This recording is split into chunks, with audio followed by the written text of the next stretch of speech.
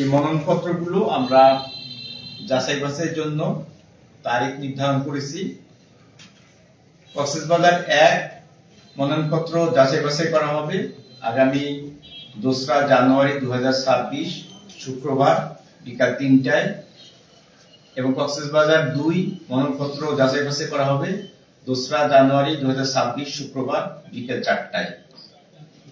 কক্সবাজার 3 আসনের মনোনয়নপত্র যাচাই বাছাই করা হবে 3রা জানুয়ারি 2026 শনিবার সকাল 11টায়।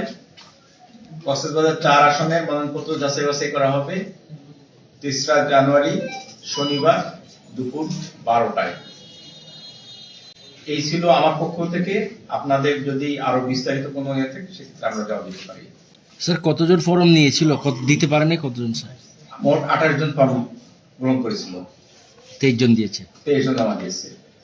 স্যার নির্বাচনে যে অনেক প্রার্থী বলছেন লেভেল প্লেইং ফিল্ড একটা তৈরির তারা আহ্বান জানিয়েছেন, এই ক্ষেত্রে জেলা প্রশাসন কর্তৃক ভূমিকা।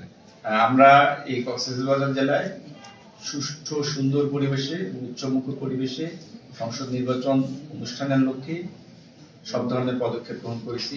আইন শৃঙ্খলা রক্ষাকারী বাহিনী, গোয়েন্দা সংস্থা, এবং যখন প্রচার প্রচারণা শুরু হবে আমরা রাজনৈতিক নেতৃত্বের সঙ্গে আহ্বান জানাবো সবাইকে যে আমরা সকলে মিলে এই কক্সবাজার জেলা আমরা সুষ্ঠুভাবে এই ভোট অনুষ্ঠান করতে পারি।